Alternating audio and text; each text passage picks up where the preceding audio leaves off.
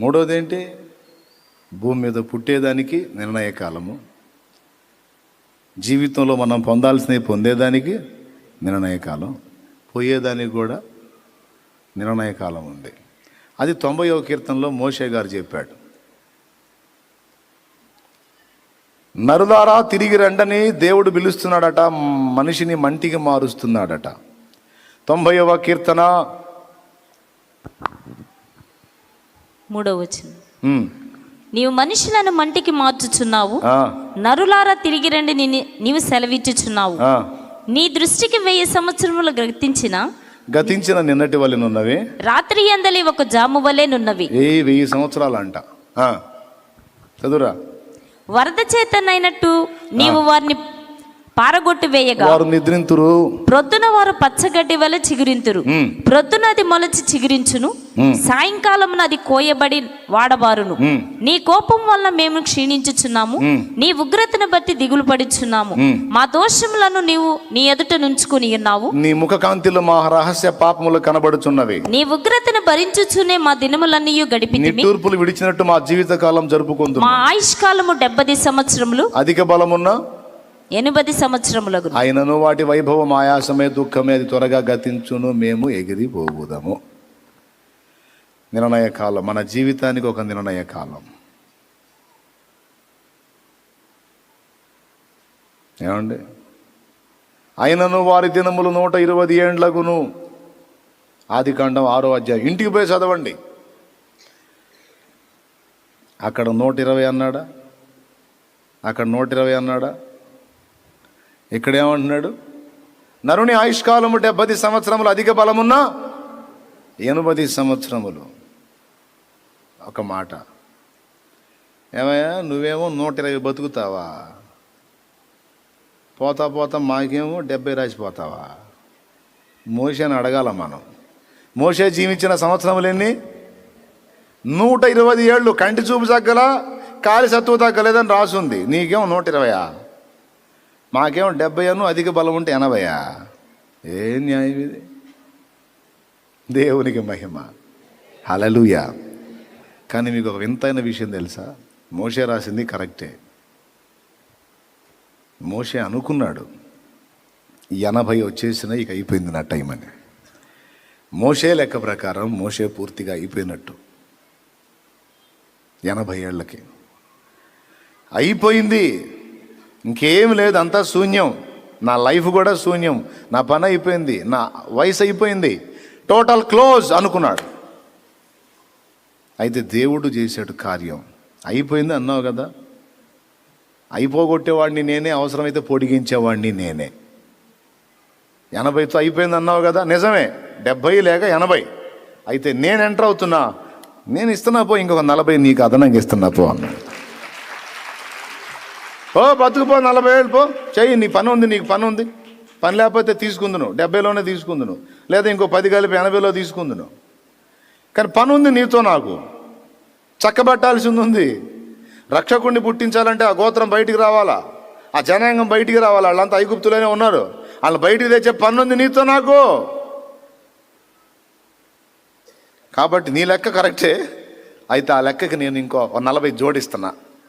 నువ్వు 80 క్లోజ్ అన్నావుగా, ఇంకో 40 నేను మళ్ళీ ఇప్పుడు 70 + 10 = వేసుకున్నావు. ఎంత టోటల్? 70 + 10 = సగం ఇంగ్లీష్ సగం తెలుగు మాట్లాడేది కన్ఫ్యూజ్ అయ్యేది కదా. 70 + 10 = 80. అయితే దేవుడు అంత = 80 ఫైనల్ చేసావా? నేను = ఒప్పుకోను, + 40 = 120 అన్నాడు ఆయన.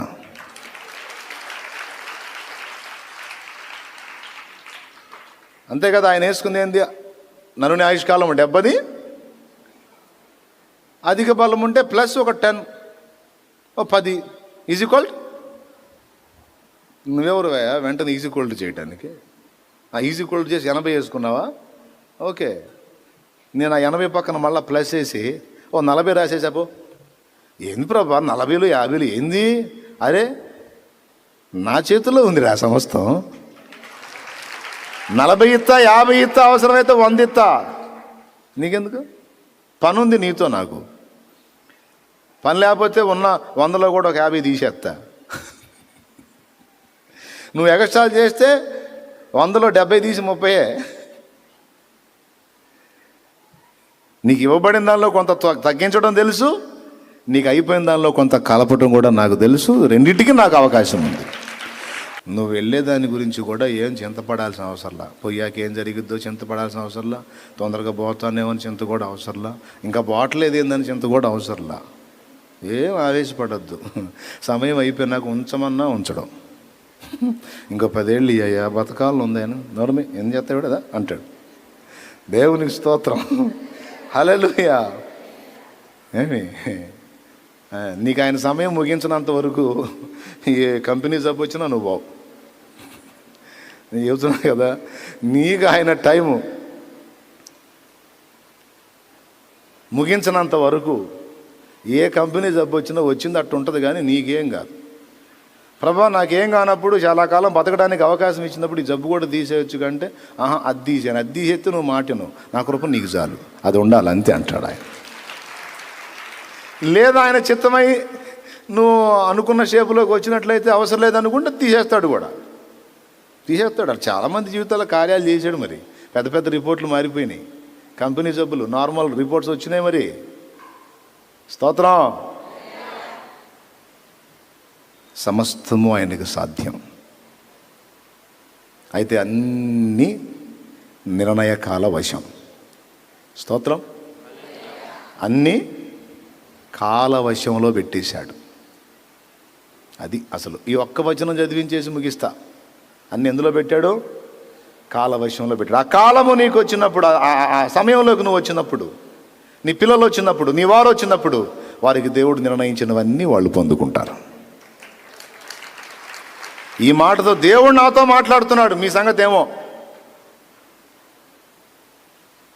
ఈరోజు ఉదయం నేను ఒక విషయం గురించి చింతపడ్డాను. దేవుడు ఇప్పుడు నాతో మాట్లాడుతున్నాడు. అరే క్యావరే బచ్చే అని. స్తోత్రం. ఇప్పుడు మీకుండే చింతలు మీకుంటే, నాకుండే చింతలు నాకుంటాయి కదా. నాకు ఒక డౌటు, ఇది ఏమైద్దని. అరే నీకెందుకురా? ఎవరిని ఎట్లా చేయాలో నాకు తెలుసు, ఎవరిని ఎట్లా సిద్ధపరచుకోవాలో నాకు తెలుసు. నువ్వేం చేయగలవురా? నువ్వేం చేయలేవు. ఆఖరికి నీ ఇల్లు, నీ పిల్లలు, నీ కుటుంబం, నీ ఆత్మీయ పిల్లలు, వీళ్ళందరూ కాదు, ఆఖరికి నీవు సైతము నా వశంలోనే ఉన్నావు. హల్లెలూయా. కాబట్టి నువ్వు దేన్ని గురించి కూడా నువ్వు డిస్టర్బ్ అవ్వద్దు అనేది నాతో మాట్లాడుతున్నాడు. Thank you lord. కాబట్టి ఇప్పుడు మూడో మాట ఏం చెప్పుకున్నావు? మూడోది పోయే కాలం అండి. పోయే కాలం కూడా మన చేతుల్లో లేదు, ఆయన చేతుల్లో పెట్టి మొత్తం నిర్ణయ కాలంలో ఉంచాడు. మొత్తం కాలవశంలో ఉంచాడు. టోటల్గా మన జీవితానికి కాలం ఎంట్రన్స్, మన పైనలో కాలము, మన ముగింపు కూడా కాలం. అంతటినీ కాలములో బంధించి ఉంచాడు. ఓకే, ఆ వచనం చదువుదామా? ప్రసంగి గ్రంథము 9వ అధ్యాయం 11వ వచనం. అది 9:11 అట. ఒక్కసారి చూడండి. ఇక నేను ముగిస్తున్నాను, నేను వెళ్ళాలి. విషయం ఏంటంటే ఇప్పటిదాకా ఇదంతా ఉపోద్ఘాతమే, ఇంకా అసలు అంశం స్టార్ట్ కాల. అసలు అంశం వచ్చే శుక్రవారం. మరియు నేను ఆలోచింపగా సూర్యుని క్రింద జరుగుచున్నది నాకు తెలియబడిను. వడిగలవారు పరుగులో గెలువరు, వడిగలవారు పరుగులో గెలవరు, బలము గలవారు యుద్ధమునందు విజయమొందరు, జ్ఞానము గలవారికి అన్నము దొరకదు, బుద్ధిమంతుల గుట్ట వలన ఐశ్వర్యము కలగదు, తెలివి గలవారికి అనుగ్రహము దొరకదు. ఇవన్నీ అదృష్టవశము చేతనే, కాలవశము చేతనే అందరికి కలుగుచున్నవి. అయిపోయింది. స్తోత్రం. అబ్బా భలే పరిగెత్తుతాడు వీడు. అసలు వీడిని రన్నింగ్ పోటీల్లో పెడితే ఫస్ట్ ప్రైజ్ వీడికేరా అనుకుంటాం మనం, కానీ వాడికి రాదు ప్రైజు. మరి వడిగా పరిగెత్తేవాడే కదా గెలుపొందాలి, కానీ రాదు. ఇదేందో సరిగా పరిగెత్తలేనివాడికి వచ్చింది ప్రైజు, సరిగా పరిగెత్తలేనోడికి వచ్చింది ప్రైజు. ప్రైజ్ పొందినోడికి కూడా తెలుసు నాకంటే పరిగెత్తే వాళ్ళు ఉన్నారు, ఇదేంది నాకు వచ్చింది ఏందని వింత. నేను చెప్పనా సమాధానం? అదృష్టవశము చేత కాలవశము చేత అది నీకు లభించింది అని. అందుకే అంటారు నా టైం బాగుంది సార్, జస్ట్ టర్నింగ్ దెబ్బపోయాను లారీ వచ్చింది సార్, నా టైం బాగుంది సార్. నిజంగా లేకపోతే అమ్మో ఇప్పుడు అంటారు. నా టైం బాగుంది సార్, టైం బాగుంది సార్ అంటారు. టైం అంటే కాలం. టైం బాగుంది సార్, టైం బాగుంది సార్ అని టైం ఎప్పుడు బాగానే ఉంటుందా? ప్రాబ్లం వచ్చిన టైం బాగాలేదు సార్ అంట. నా టైం బాగాలేదు సార్ అట్ అయిపోయింది. వాళ్ళేమో ముహూర్తాల గురించి, రాహుకాలాలు, దుర్ముహూర్తాల గురించి మాట్లాడుకోవచ్చు, కానీ నేను ఒక కాలాన్ని గురించి చెబుతా. కాలం అనేది నిజంగా మనం అనుభవించే ఒట్టి టైం కాదు. కాలము ఒక వ్యక్తి, ఆయన పేరు కాలం. కాలం ఇంతగా ఉంది కదా, కానీ నిజమే. ఆదియు అంతమునై ఉన్నాను అన్నాడు. ఎప్పుడన్నా ఆ మాట గురించి ఆలోచించారా? నేను ఆదియు అంతమునై ఉన్నాను అన్నాడు. దానికి అర్థం ఏందో వెతకండి. నేను వెళ్ళి ఆ కోటం చూసుకొని వస్తా. దేవునికి స్తోత్రం, హల్లెలూయా.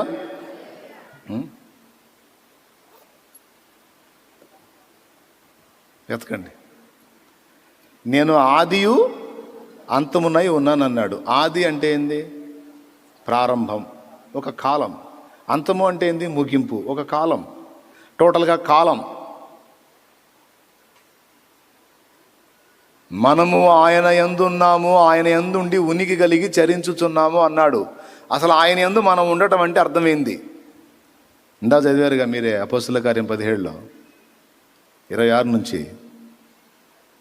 ఆయన యందు ఉండటం ఏంది? లోకస్తులకు తెలియదు కాబట్టి వాళ్ళు వేరే వేరే అనుకుంటారు. మనకు తెలుసు వాక్యం. అందుకే అదృష్టము అంటే మన అదృష్టము యేసు. అన్యులు అనుకునే అదృష్ట దేవ ఒకటి ఉంది, అది వేరు. మళ్ళా అసలు ఒరిజినల్గా మనకు అదృష్టం అంటే ఎవరంటే యేసు. అర్థమైందా? మన కాలం ఎవరు అంటే యేసు.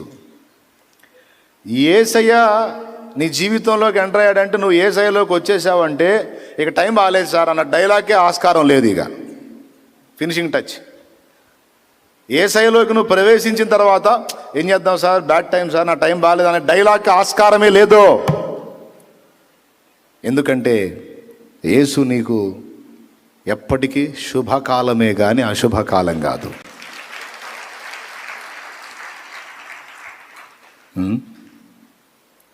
స్తోత్రం.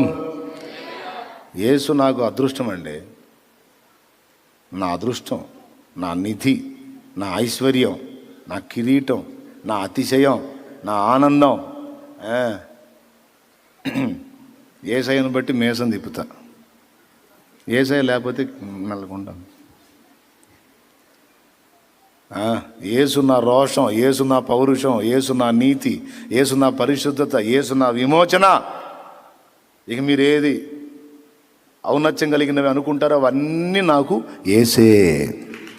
కాబట్టి మన అదృష్టం ఎవరో, మన కాలం ఎవరో? యేసులో ఉన్నాం, యేసులో ఉనికి కలిగి చరిస్తున్నాం. ఇంకా ఎవరన్నా యేసయ్యలోకి రాలేదా? అట్టయితే నీ టైం బాగాలేదు. చెప్పుకో, ఇప్పుడు చెప్పుకో. యేసయ్యలోకి రాకపోతే మాత్రం time bad luck sir, time బాగాలేదు, అసలు టైం అస్సలు బాగాలేదని చెప్పుకో. రోజు చెప్పుకో. నిజంగా అంతే. యేసయ్యలోకి వచ్చేసావా, ఇక టైం బాగలేదన్న డైలాగే బాగలేదు. ఇక ఎత్తొద్దు ఆ డైలాగ్. యేసులోకి వచ్చావా అంతే. కాలము నీ వశంలోకి వచ్చింది, ఇక అదృష్టం నీ వశంలోకి వచ్చింది. యేసు ఒక్కడు ఉంటే చాలు, సంపదల గని నీ వెంట. అంతే, ఇక అదృష్టవంతుడివి నువ్వు. నేను నిజంగా ఫీల్ అవుతా. ఈరోజు నేను ఫీల్ అవుతున్నానని మీరు అనుకుంటారేమో. అసలు యేసయ్యను తెలుసుకున్న ఆ రోజే నేను ఫీల్ అయ్యా. మీరు నమ్మినా నమ్మపోయినా దైవ సాక్షిగా చెప్తున్నా. యేసయ్యను తెలుసుకున్నాను. మా అమ్మ దగ్గరకు వచ్చి చెప్పాను, అమ్మ మనకు పెద్ద గని దొరికిందే అన్న. అసలుకి అప్పుల్లో ఉన్నాగా ఏం దొరికిందో అని నాకు వెళ్ళి చూసింది ఆశగా. మనకు పెద్ద ధన నిధి దొరికిందే అన్నా నేను సీరియస్గా. మా అమ్మ ఆశగా మొహం పెట్టి ఏందయ్యా ఏం దొరికిందంది. అప్పుల్లో ఉన్నాం కదా, ఏదన్నా బయటపడదామని.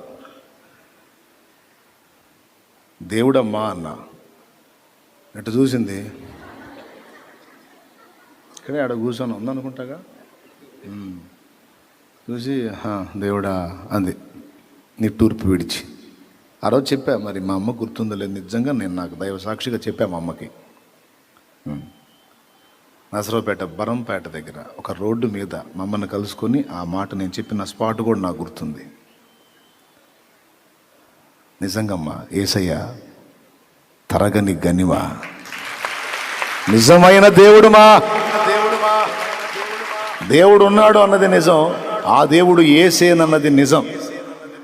ముమ్మాటికి కాదు, 33 మాటలకు నిజం, 333 మాటలకు నిజం, 3333 మాటలకు నిజం, 3,03,333 మాటలకు నిజం, 3,03,03,333 మాటలకు నిజం. ఇంకెన్ని పెట్టుకుంటారు మీరే. కానీ యేసు నిజమైన దేవుడు. యేసులోకి వచ్చిన వాడు అదృష్టవంతుడు.